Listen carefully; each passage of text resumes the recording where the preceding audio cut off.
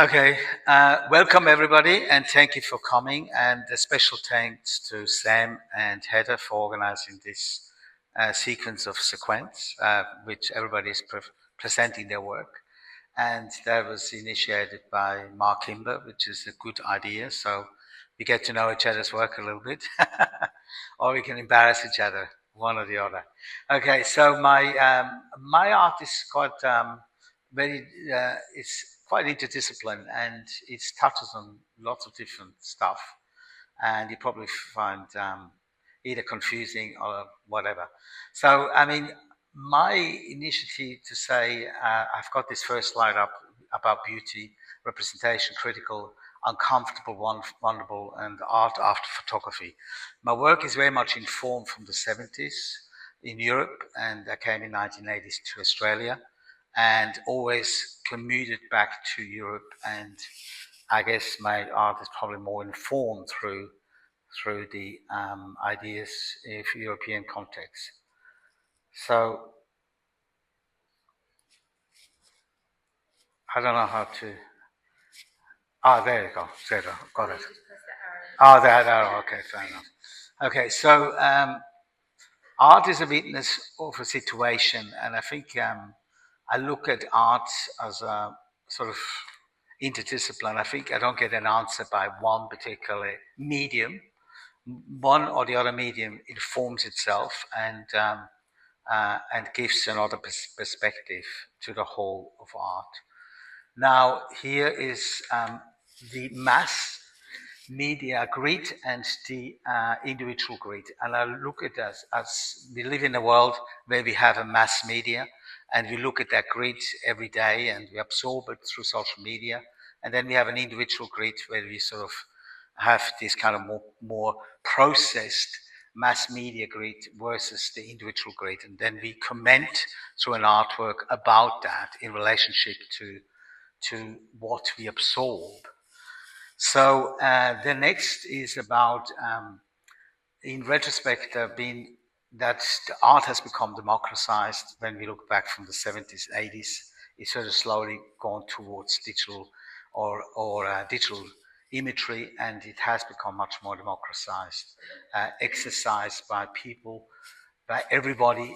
And often Joseph Beuys was an artist in Germany who said everyone is an artist, and he opened up the art school to everybody have an access and a right to be taught as an artist, which at the end they kicked him out and felt that he wasn't really, that wasn't welcomed in the institution. Now, we talked a bit about food, and I felt at some stage about 20 years ago, I did a big banner for the festival that I was invited, and I had a big banner called No More Art.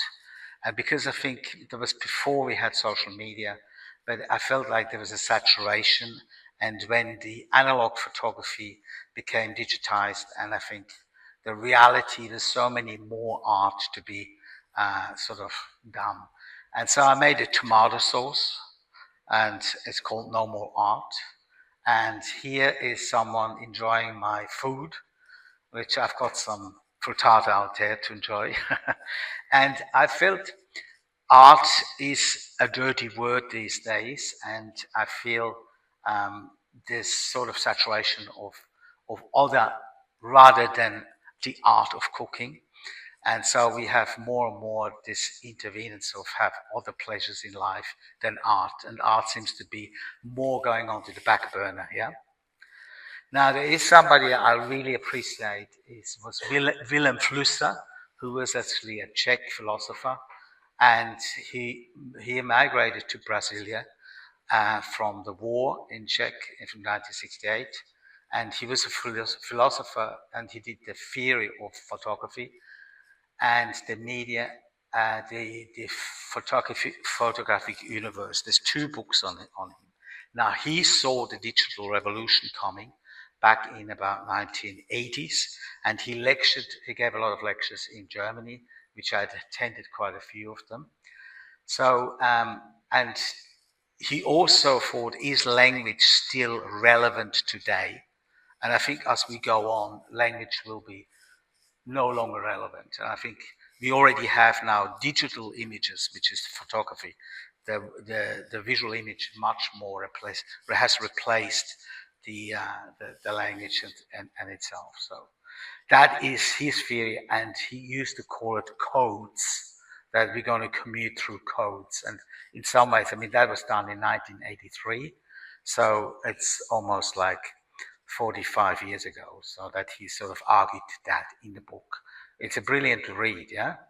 Now, I have to sort of give my thanks to this lady who really showed me Cologne for 20 years, who was very committed to my career.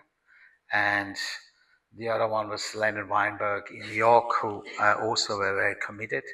Except, I think after about 5 years showing my work, they said, you have to move to New York, or we can no longer represent you. So I didn't move to New York, but yeah.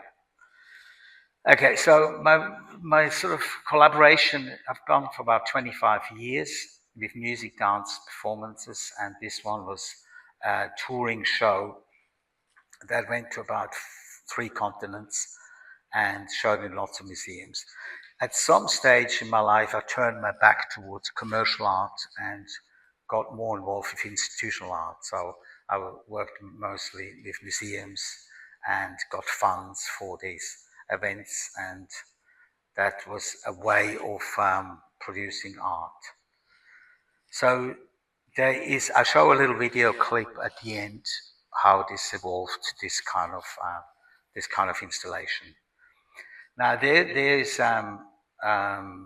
in Shanghai, I was invited to work with Qing, and she had a group which she's quite famous herself, and she's been to the festival here. And so I worked with her, who collaborated freely in the installation in Shanghai. And then in Singapore Art Museum, there was a group that I met there. They were called Hexagram Dancers, and the Australian Arts Council provided some fundings to do a video work. And the next slide is actually in Shanghai, working with Xing Cheng studio, which there were some rehearsals, what we're going to do, etc. Okay, now my installation practice is also a physical one, which has this painting was all on the floor with about well, I can't remember how many square meter, but underneath there were sound pads, and when you walked around there was triggered sounds in speakers, yeah. And so there was also a performance. I don't know if some of you have maybe saw the show. It was at CAXA in 2014. Now there are some live performances with Lucy, and on the right Julie Henderson, as part of the Steirische Herbst, which was a festival of music, of experimental music and arts in Austria, in Graz. That's Lucy here on the left, yeah.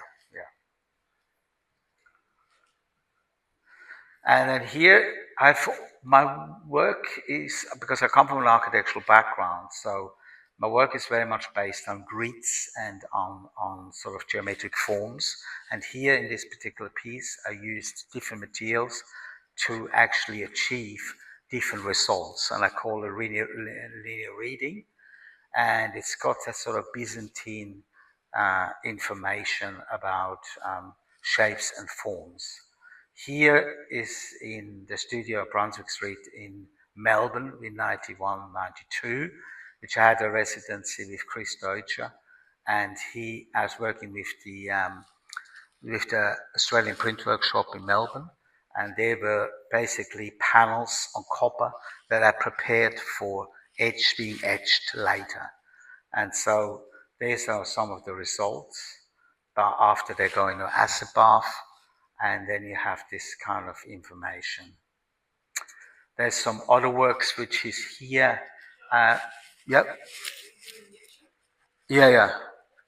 Etching, yeah. Yeah, I've always been interested in printmaking as a medium, and an extended medium from from photography because, in a sense, it allows people to focus on different things through coloring or through other medium. Now, these ones are etched too.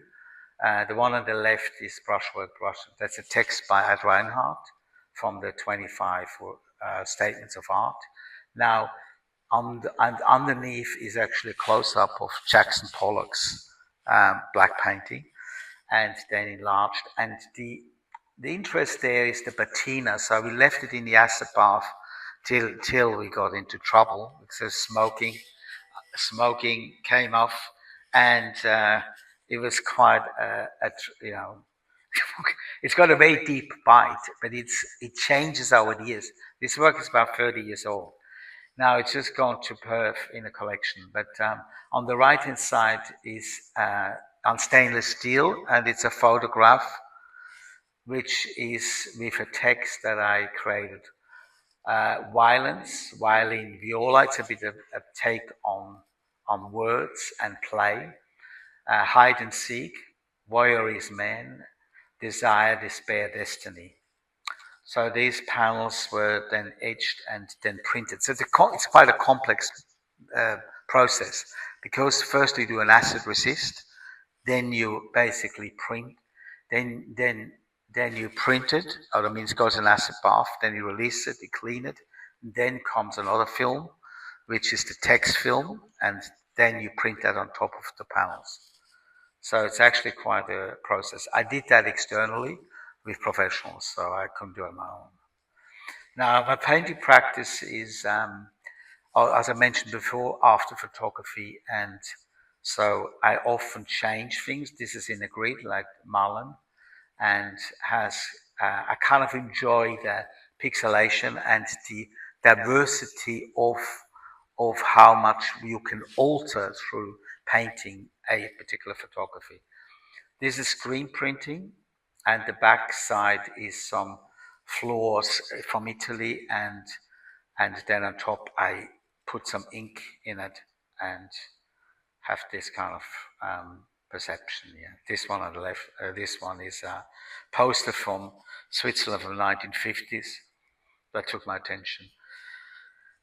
So these are just samples of screen printing, but it's obviously informed through photography. Now this is a self-portrait I did, and with different kind of faces, which has this kind of more parody about yourself as an artist. And then here's a screen print on different materials from brass, copper, stainless steel, and and there were different kind of prints.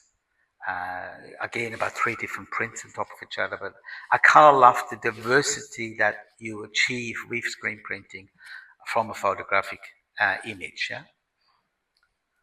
So, and this is a work which spans about 20 years, and it's and the left panel is a drawing after photography of a demonstration in the 1920s. It's a riot against the uprise of the working class. And my work is often informed politically, so it's got a sort of political edge to it. Then there's some drawings, and I use here screen printing and on paper, and so it's got that feeling between positive and negative space. Later on, I show some earlier work which I've been very interested in eye puzzles as positive and negative space.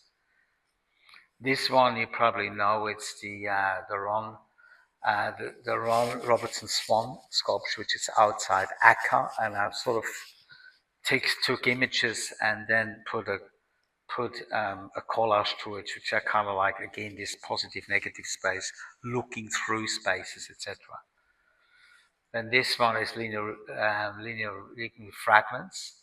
And in my life, I was for probably about 12, 15 years a nomad. I took my camera with me and I had a recording, and I traveled through Europe. I had some bases in Switzerland, I had a base in Germany, and so I did travel extensively, and my entire studio was just recording and taking photographs.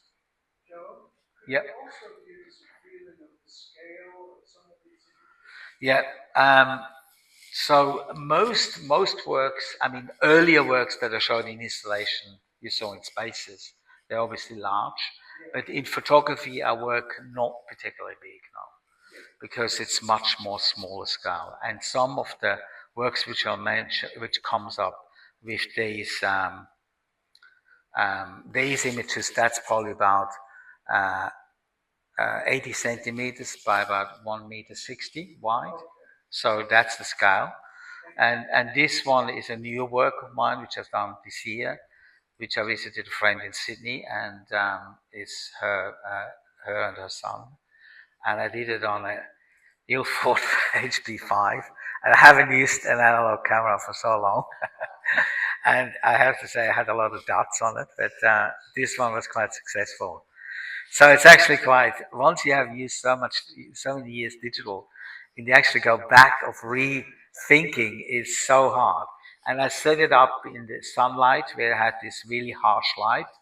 And most people say you should never shoot someone like that, but I wanted this contrast of really saturated lights and blackness. Yeah? Now this work is a work I did started about 2019 and finished up 22. I was questioning the idea of copy and original, and I came to a shop in Rundle Mall, which I saw these big A2 size prints on Dürer and Daumier, which I like these two artists very much. And then there was 5 prints in it of each artist. And then I felt like I took them home and I says, what am I going to do? If I'm going to give it as a gift to someone? And I thought, no. So, and I started questioning this art, this idea of manufacturing and what is art. And for some people, they frame it and put it on the wall. And so I started to intervene with these prints and put in retrospectively, in respect to the artist Dürer and Daumier, some extension by paint and by felt pen. And then I felt like, well, that's still not an original, because it's still an adaptation of something. And so I felt like I'd taking these to Europe and give it to my friends. And on the left is my friend who's got a gallery in Berlin, and she holds the Dürer up, and now she owns this print. And then I felt, now that's then an original. And on the right is a friend in Rome. Yeah. Now, here a bit of my influences. This is an exhibition I saw at the Art Museum in Zurich before I came in 77 by Erika Billiter, and it's painting and photography in a dialogue. And I think she researched that immensely, because she went back to the beginning of photography and how much photography have influenced Impressionists like Bonnard and Vuillard and so on. They used to use photographs to actually paint later on, once photography was invented. They used these photographs to paint these images as a guidance. Yeah. Then my true love I had in Switzerland, I grew up, was Franz Ketch, and he was living in Lucerne, where my hometown is, and he came from Bern, and these images are painted, yeah, so they're large scale, like about cinematic space, which is 3 meters by 4 meters, and that's Patti Smith, and he used to, painting after Patti Smith, yeah. Yeah, sorry. Now, Kiki Smith is also an artist. Yeah, okay, Patti Smith. Now that's his daughter Sylvie, and that's painted. Yeah. Yeah. So he works exclusively with the camera. He projects the slide. I was talking about slide in 1980s. He was active till about 2017, and then he died.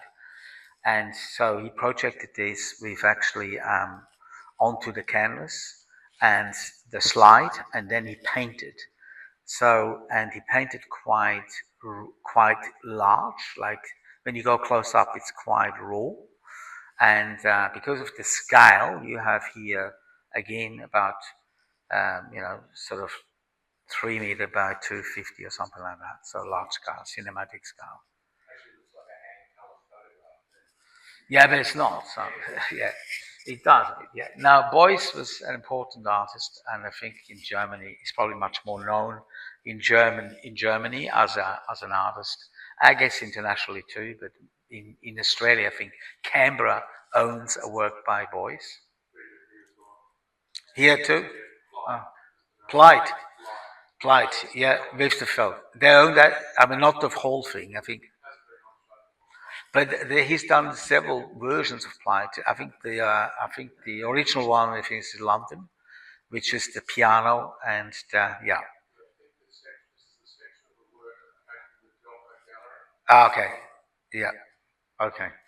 So, and I think Boyce was very much political. I think, in a sense, he also was sort of active as a sort of an artist who really had a political meaning to it. And I think his life took its toll when he was a Second World War pilot who actually they had to rescue a flight in in in Russia, which was in Siberia, and I think he then had these severe damages, and some of these Siberian peasants took him to rescue him, and they put him into fat and felt, and that's why fat and felt are the most used materials that he uses in his work. He was a head lecturer for the Academy in Düsseldorf, which sort of art became like the sort of the avant-garde internationally, and he also taught Gerhard Richter in his early days. Now this is Mark Morrisroe and a sandwich print, which we know often these prints from the slides. And I think I did bring once a book to you guys about Morrisroe, who also was a prostitute, a gay prostitute, and his life was sort of parallel sort of relationships to his life and photography that he often took sort of like on the passing photographs. Now that's Euphoria, the ones that you remember that work, not? Yeah, you know that one. So that's again a sort of like a sandwich print, which is two prints on top of each other. Now, a big influence of photographer was Urs Lüthi. You may not be aware of him. He's a Zurich artist, and he did self-portraits of himself from a young, beautiful man till he was sort of more 45, 50. And here displays himself more as a humorous character in relationship with this diptych uh, of, of another thing. He worked in large format Ed. He worked more like sort of like 150 by maybe 2.5 meters. Yeah. And these Photographs. Yeah. That's another one. So he was very much a humorous character, and he loved to send up photography or human nature. Yeah?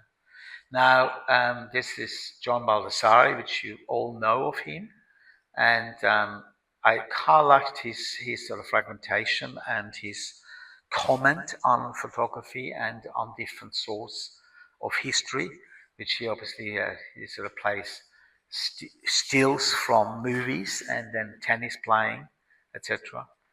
And then I put this Peter Kogler. I thought actually Mark be interested in him, and you probably know him. He's an Austrian artist who was shown in 1996 documenta in Kassel, and he paints these interiors as large canvases, like sort of 10 meters by 4 meters, and they're all kind of that is sort of before we had the iPhone and all that kind of thing. So I find him quite impressive. I saw two large paintings there, and he explores that space of grids and illusory space. Then we all know Gerhard Richter, and on the two left, black and white, Bader Meinhof, which I found compelling. I saw the show in New York, the Bader Meinhof sequence, and that was very, it was quite touching because when I grew up in Switzerland, I was aware of the Bader Meinhof group, and there was a sort of extensive group of terrorists around 42 maybe, and who sort of took their own, their justice in hand and start killing, politicians. Yeah. So Gerhard Richter felt very compelled to actually make a commentary through his paintings, and I think what he's done with his paintings after photography is kind of another perception, and that's possibly where my interest is. Probably lies very much with Richter's idea, painting after photography. Then Bruce Nauman is an artist that was very known from 70s, 80s, and which is American artist from San Francisco. He had a studio there in San Francisco in the 1960s. He had a studio in San Francisco for a while in the 1960s, yeah, 65. Fountain of Youth, yeah, it's after Marcel Duchamp. And the one on the left, the little one, is called Clown Torture, where he often performs himself. And if you can ever sort of Google once Clown Torture, it's quite a disturbing video of screaming and behaving more like an infantile a human. So. Then I think parallel to Sigmar Polke was also a good friend to Gerhard Richter. They escaped from East Germany to West Germany around in the 60s, early 60s, and then became good friends. Yeah? Then we have Thomas Ruff. You have the known portraiture, and on the right hand is he also downloads a lot of images from social media and sort of sex images that he then photographed and had a sequence of those kind of references.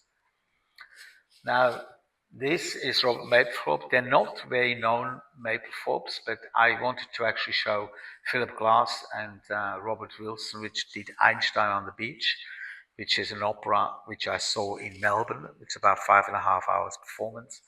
And I think that particular work influenced me tremendously then to go on to collaboration with dancers and musics, which we can see a little bit later. And so I think that change in the 90s with Philip Glass and Robert Wilson, which we had a show here by Robert Wilson at the Art Gallery here, I think in 2022, which was quite significant. He obviously has evolved into more his own work, but back then he did a lot of backdrops, and he still does now. He comes from Texas, and he does still these days a lot of backdrops for opera around the world. Yeah. Thomas Strutt, we all know, who is a very good representational artist of this situation as it is. And I think his work sort of really compels a beautiful sensory of photography, or photography has that sense of reality or has a sense of memory. Yeah, I've been there, yeah, in that place in Venice. Yeah, his work is large because I lived then at the time in Cologne in 1991 to about 95, and that was actually the highlight of German photography laboratory, who then started to have this flatbed, and they could go very large. And a lot of galleries back then in the 90s, they wouldn't show any more paintings or drawings. The main thing was photography, and usually when you enter the shows to these galleries, there was only 2 or 3 works. There was 2 large works and maybe 1 small one. That's all. But there were, Germany had a very devoted industry towards photography, and I think it's still these days. And I know quite a number of people there.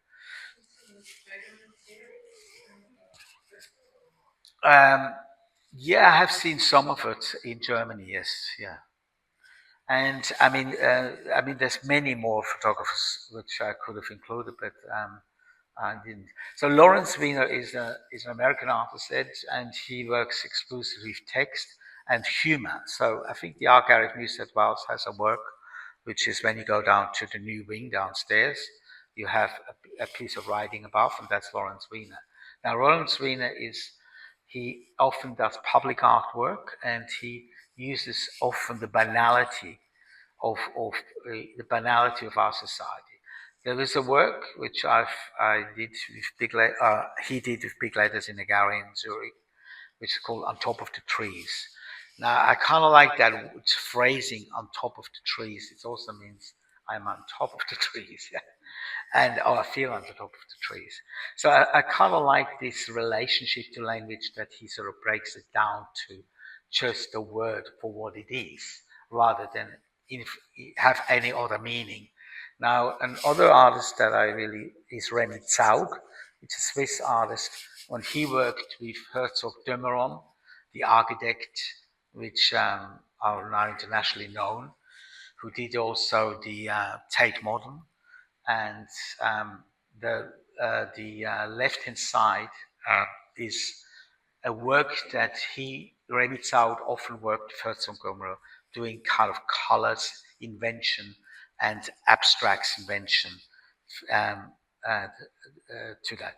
Warmore is he had cancer, and then he sort of Warmore is facing death. It's French, facing death.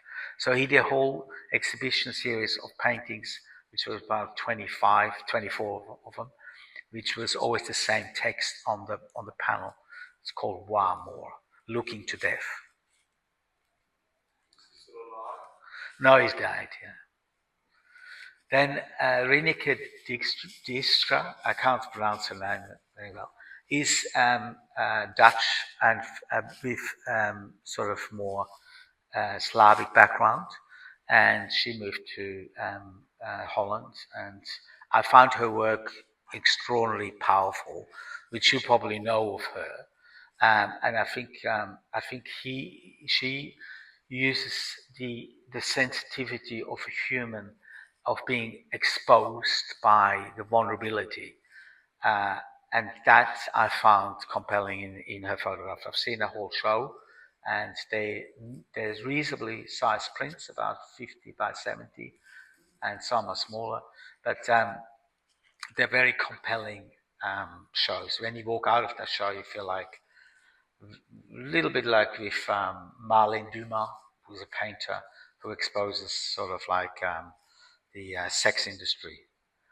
Now, Pina Bausch, she can't escape in Germany, which was she was in Düsseldorf, outside in Wuppertal, and she was born with this performance about the dance theater, and I think she influenced me obviously tremendously through my work, the same as Philip Glass from the music point of view, and her from the dance theater. And I think there was always huge discussions in Germany when I was living there.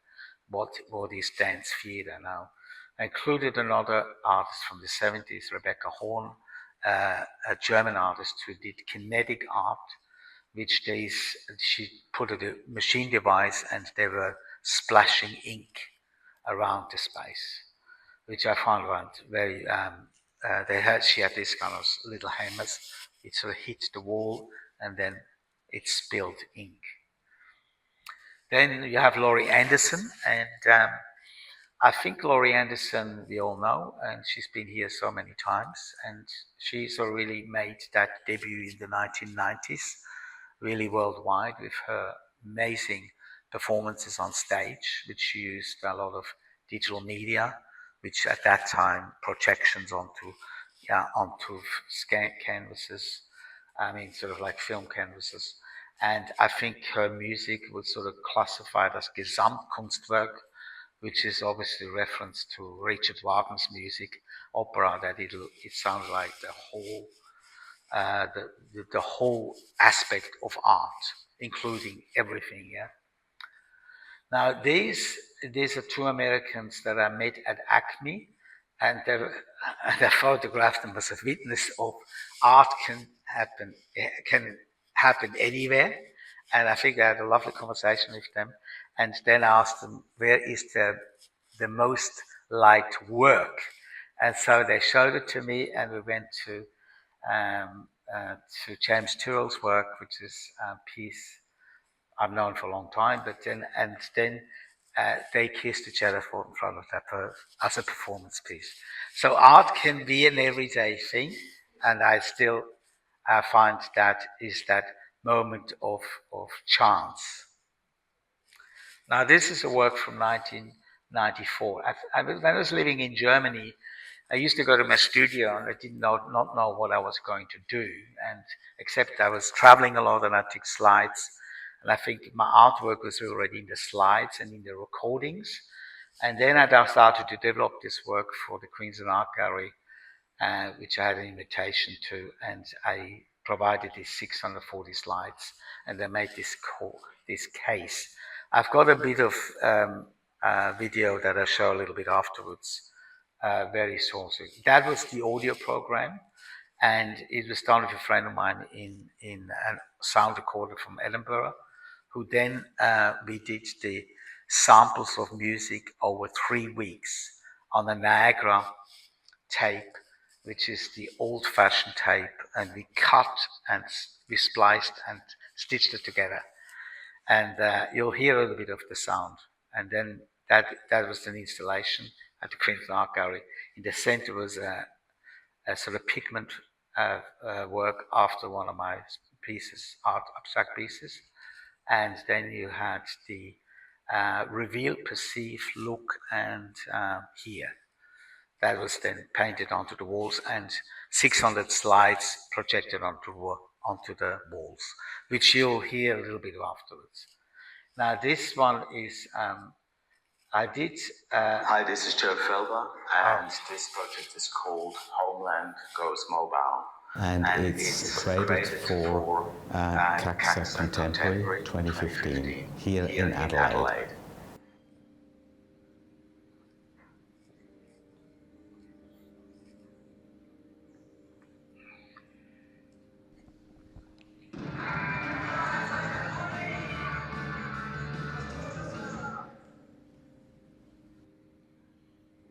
So there were sound pads put on the floor, and it was on the back shade of the CAXA. You may remember some of the CAXA.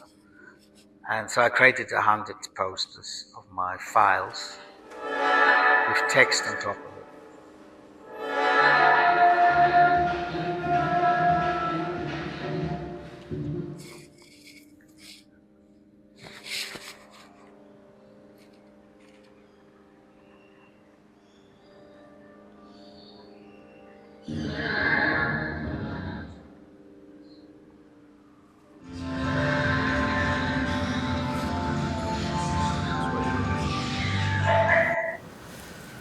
This work reflects on social political issues, and I decided to have a call for action now, especially considering the funding cuts that we are facing, about 30%.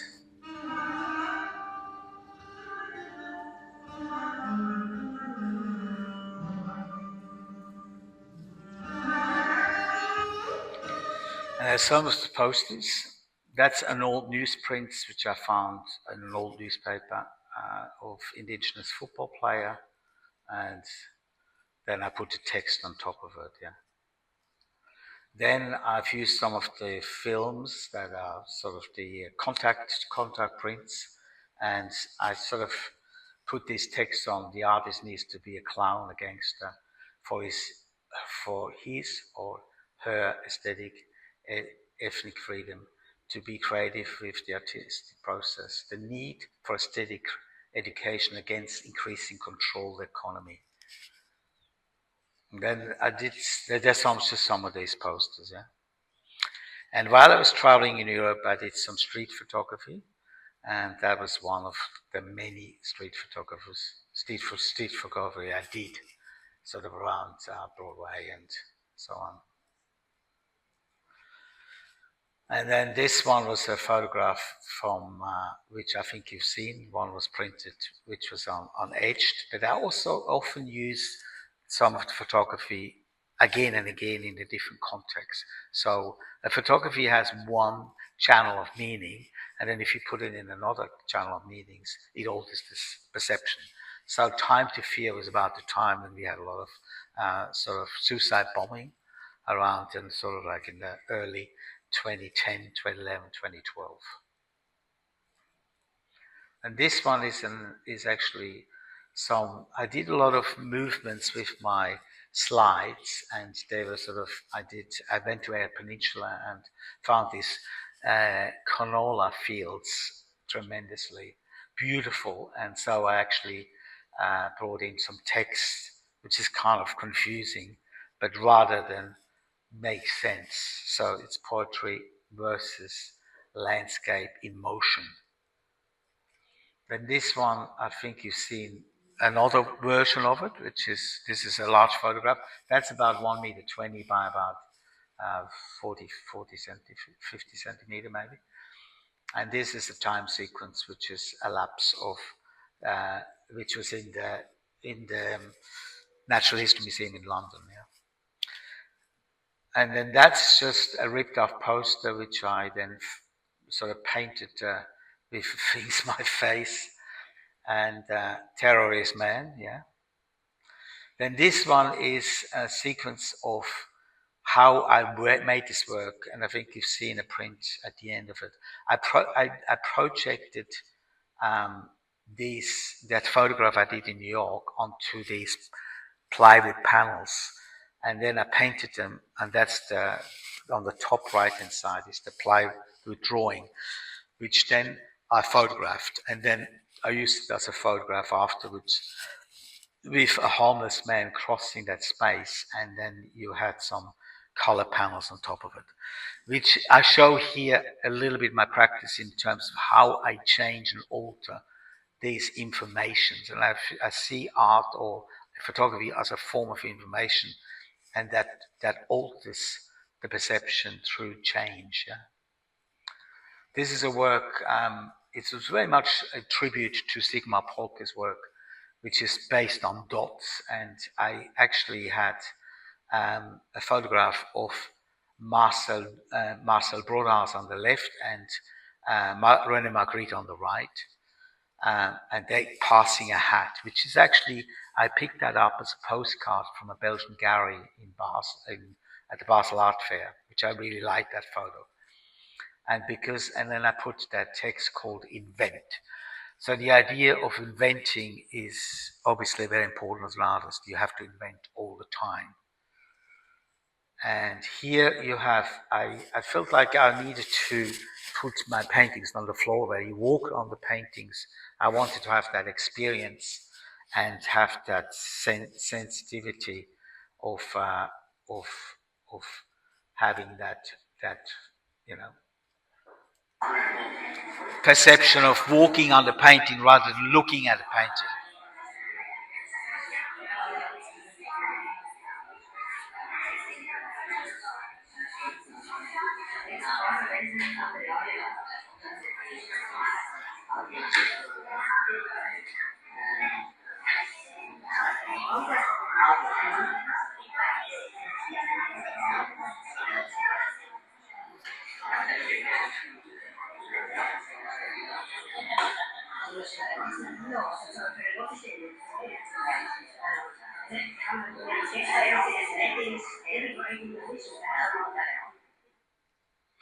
Then I felt like I wanted to have to ride a bike on top of my painting, so I sort of put paint on top of the wheel, and then I was riding through the thing, which then I installed later at CAXA, which there's a show.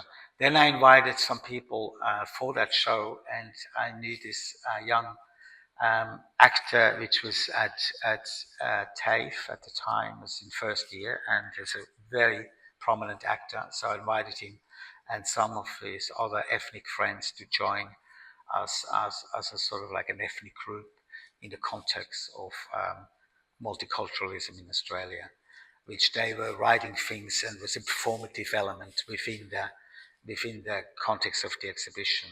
And that was what was the show looked like. And these pieces on the floor, which you see in an earlier work, which had sound samples by an artist or composer, Luigi Nono from Italy, who was exclusively devoted his life to political art. And he did a work in 1960s with Emilia Vedova, which is an artist from Italy. And he was sort of really researched a lot of these artists over time, what collaboration means. And he's obviously, he's dead now a long time ago, but his music was very influential. And it's kind of based on sort of true witness of letters by Jewish people who were executed in the Second World War for, letters read by him. He did an opera of that. And so he did a lot of work on Auschwitz, and they're quite very hard to take as a piece of music. They're sort of more like not particular melodic pieces. Yeah. Now this is a work I did for 3 hours in Martin Place. I was put myself in a corner somewhere, and I took these photographs of people with mobiles. So it's kind of it was the beginning of mobile. It was 2008, and it was not still kind of more communicative. This was I was asked for Brisbane to do a banner, which was a huge banner about which was then I posted that one.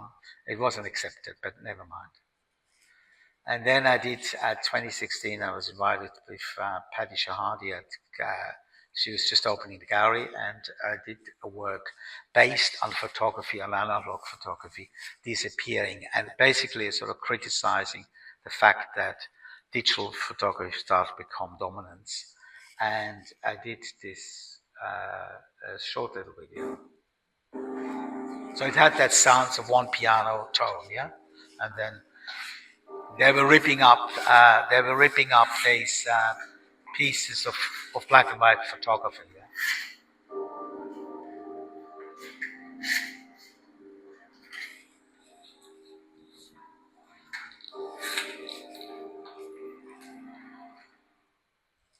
Then I did this. It's about maybe lots of slides and mainly slides. Lasting world fragments. When I was a nomad, I was traveling around the world. This is one. And these are basically in museums, are often tiny. Okay, fine. Okay, so, and this one is, I often put a camera on the side and I put it on a self-timer, and then these photographs were taken. This one are a bit more particularly for flowers that I used to often go to Singapore and loved the color and shapes of flowers. Yeah. And some of my early works. This one is in the Stadthalle in Zurich, which are large paintings, and that was in 1986. Then here is my studio in Zurich in 92, and which was a little bit based on the idea of extended dialogue of Joseph Beuys's as Erweiterungsprozess, which means an extended art form, which was signs and symbols in this case. And then that work is a work that is sort of 22 pieces, which I did here in Sydney. A dialogue of Europe-Australian dialogue. The colours often, they represent the indigenous colours, pigments, and then the alphanumerical positive-negative space is a bit what I developed as eye puzzles in the early 80s.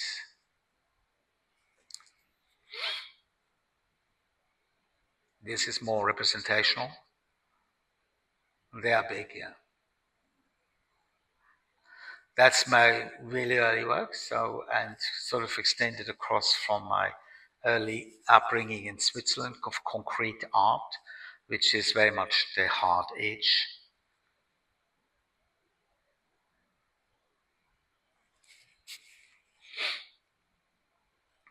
And that one is very big, that's 3.5 meters by 2.5 meters. And then this work is actually a photograph being printed on silk screen, and I usually have it just on the top so it actually hangs on the wall and moves a little bit when a certain wind comes to it. True to the fabric and true to the photograph originally, because the photograph originally was a turning table of a tablecloth and had its sort of motions, yeah. There's some of my sculptures.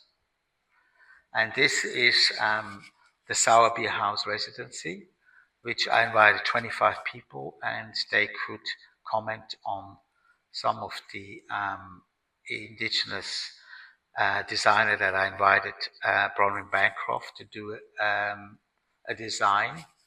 And here is a little take on her work. So she is painting on this.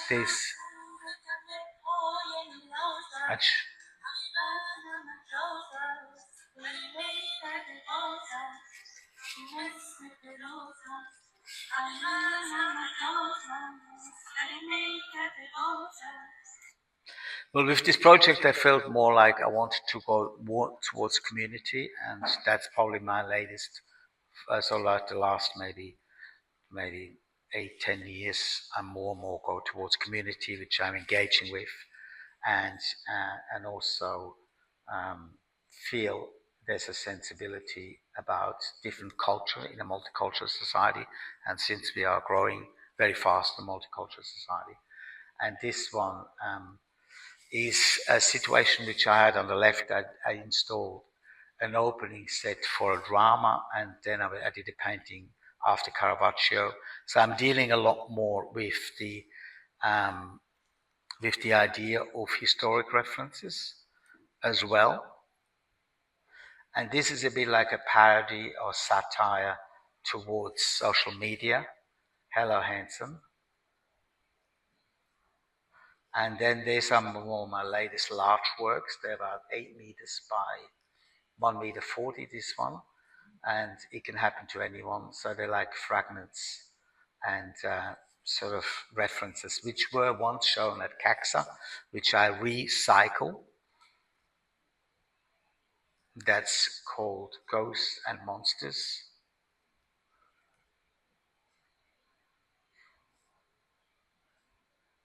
So here I often do a text, I rip it up and open it up again, and that stands as a commentary of text with photography. I think that's the same here. Then I did lots of these boxes once, and I had these perspex placed on top of these photographs, which again, in a box, it alters this perception of photography. That's a large work, which is about 11 meters by 3.5 meters by. I did that at Deutsche Brunswick Street, and then this is more my work on paper. This is about Black Lives Matters. It was a movement in I think which was a killing in America, which so I did a commentary on that, and I used some photographs which I interviewed and painted on top of it. So this is works on paper, it's a landscape, which is large envelopes of A4, and I just painted over them. And this one is my latest work, which is based on a book of storytelling on Otto Meyer Anden, and that I intervened. It's a book that I got from Switzerland, and I felt like I was going to throw it out, and then I thought, no, I'm going to actually add something to it. And so this is going to come up on the 27th of March at New March Gallery, and Sarah is the curator, and so it's going to be 153 drawings shown there from the book, which are some of it.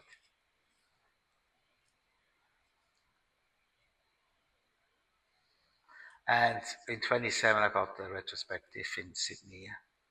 That's it.